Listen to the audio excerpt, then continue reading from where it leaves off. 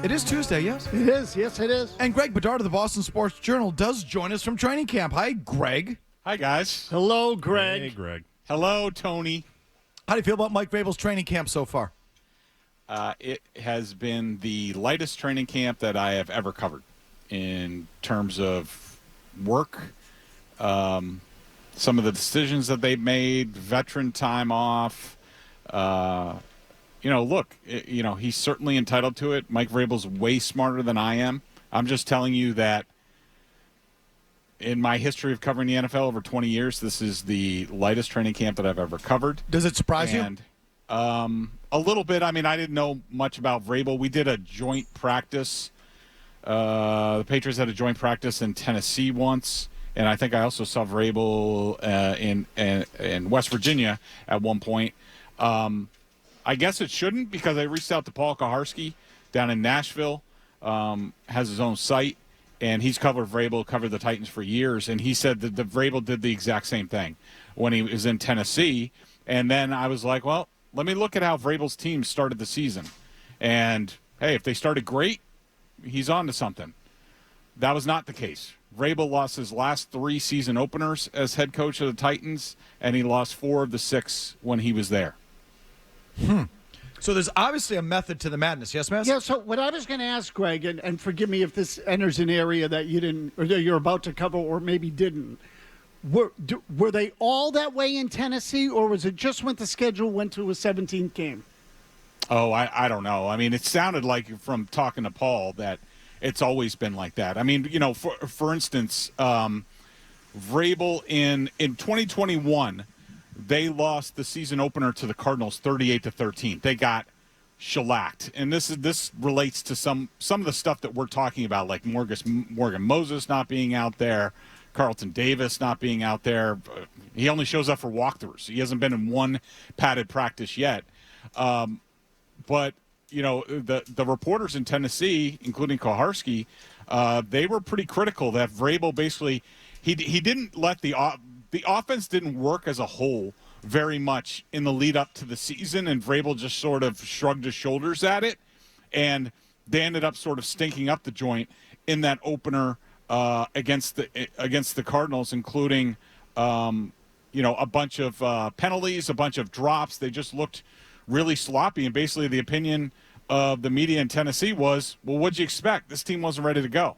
What do you think he's trying to do there? Could it be any way just trying to, pull a little bit of a Belichick? I always think Belichick managed, built in a team that was going to get better as the season went on. And so to create that room for improvement, you kind of purposely have the training wheels on, the governor on to begin the year. And I think we found, even when they were at their best, there would always be an early season hiccup or, I just think Bill built in that improvement a lot of times. Do you think Vrabel's trying to do the same thing? I think some of it is that. I think it also, let's be honest. This team, especially the guys that they brought in this year, they're on the older side. They're veterans.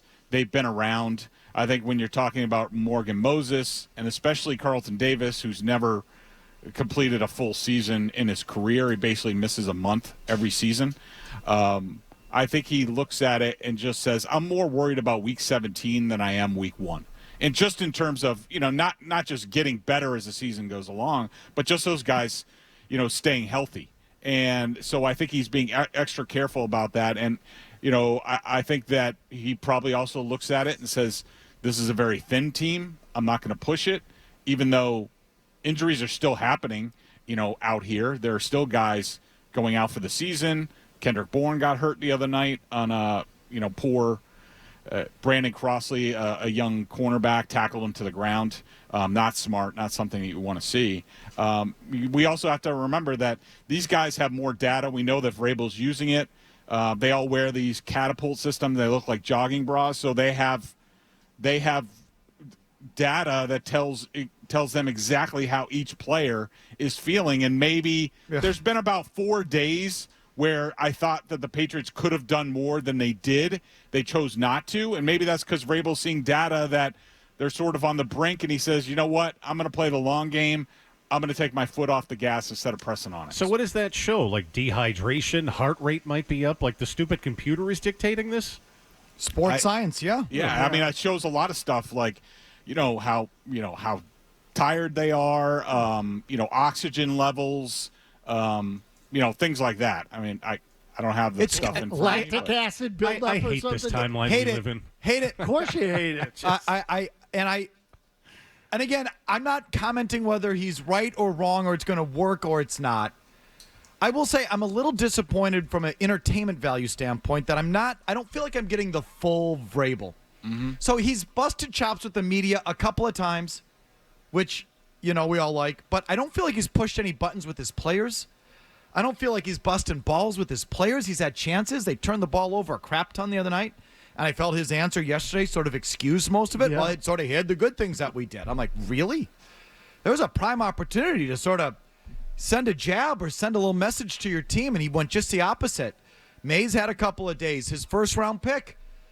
This is hardly Bill Parcells. Yeah, she's doing okay with Terry Glenn in 1996. It's like Will Campbell's had some ups and downs where I thought Vrabel could have got into him and give me a little Vrabel there. I don't feel like I'm getting any of it, Greg, in other words. And that's obviously intentional. Yeah, I think he's definitely taking it slow in regards to that. I can't tell you the reasoning, for it. I did also want to mention, in terms of like this camp and how light, which I didn't mention, there's no hitting in this camp. I mean, last year you had Mayo had sessions where they actually tackled to the ground, something that I hadn't seen in years. And what all NFL teams do in these practices is they thud, and that's basically, the first tackler gives them a good enough hit to basically stop them in the tracks, but you don't knock them back and you don't take them to the ground. The Patriots barely thud. It's more like, two-hand touch. So, forget about tackling, and I'll be interested to see how they handle the preseason games. How, what guys are going to take part in the joint practices? Like, are we going to see Morgan Moses? And certainly not Carlton Davis. How are they going to handle the preseason games? And this is another thing with Vrabel. So, the way it's been described to me is that Morgan Moses just waltzes off the practice field at any moment, and it's okay. Like, he just walks off a practice. And Carlton Davis hasn't even walked onto one. Mm-hmm. This is what Greg said. It's just walkthroughs. And this is a guy that missed the entire offseason, didn't show up for any of the voluntary stuff. Wasn't he the one that was zipping around on the jet skis during one of those voluntary sessions? Yeah. So, I think so. But Vrabel just lets him waltz on and off the practice field. I don't hear Vrabel call anyone out, not even the rookies, not even the slow-moving targets. And I guess, like I said, it's a different day. You can't get away with it, or whatever. I was just hoping for some of that, Greg. I mean, Morgan Moses didn't even take part in the walkthrough today. And Mike, that's another departure. Like we used to see under Belichick.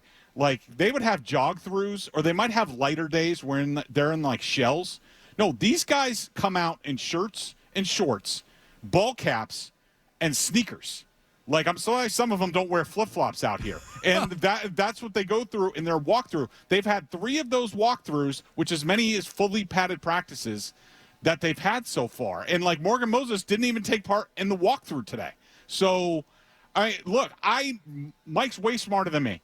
And he has his reasons for doing these things. I just hope he knows what he's doing because, the Patriots got to hit the ground running this year. They can't afford 0-1, 0-2 like happened on occasion in Tennessee.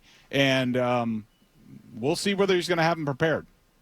Are there even competitions going on the field? This one, I've been a little fixated on Will Campbell. I admit. It doesn't feel like he's been competing for the job. Feels like, I know Vrabel said the other day he's earned what he's been getting. I don't see where he earned it from the very first camp. He was on the first team left tackle spot, and he's been there the entire time since, even though he's had some ups and downs. I don't feel like he's had to earn the job. Are there other spots like that? On Campbell, I would say, he's had a rough week, or at least in my opinion, he had a rough week. But talking to people around the team, they love him. They think that he's doing great, and they don't have any concerns about him. not having Lowe out here has hurt things. They tried to do things in the offseason in terms of free agency. Didn't come to fruition. I'm sure they would have rather had that route. As far as competitions, all 5 offensive line spots are taken care of. They have their starting 5 right now. Wide receiver down the depth chart, there's battles there for 5, 6, and 7 if they end up keeping 7, which I had on my latest 53. I would say safety, there's a lot of competition. To me, it looks like Kyle Duggar could be on the outs with Craig Woodson, the rookie, sort of stepping up. They have a bunch of guys at safety, and it'll be interesting to see if Duggar ultimately is on this team, whether he's traded or released. The depth cornerback spots, there's a lot of competition, but that's about it. Well, that's I understand your point, Mike, about competition and things like that. You just got to understand where they were coming from a roster perspective. They couldn't do everything in one offseason, and I think they're happy with the product right now. Okay, I don't know. Would it be nice to see Morgan Moses? If there was a younger if there was a younger player who had a great camp, start to get some reps at right tackle, and to show Morgan Moses that you're actually going to have to put in some work to get this job. But that's just they're doing the opposite thing. So again, we'll see how that all plays out. I just think the approach is becoming clear. Do you have more on Duggar, Mazz? Yeah. So look, Greg, the thing that you wrote and just said about Duggar, to me, I kind of you tell me whether I'm crazy. I don't think they have a true free safety. I think that Duggar is more of a run game player than a pass game player, and he's a strong safety, as is Jabril Peppers. So you tell me more about the Woodson kid and the other kids in camp. Are they better at reading pass plays and diagnosing, the opposing offense, et cetera? And is Duggar being outplayed, or do you think that Vrabel's trying to make an example of him? I think a little bit of both. I wouldn't say that Duggar is quite being outplayed.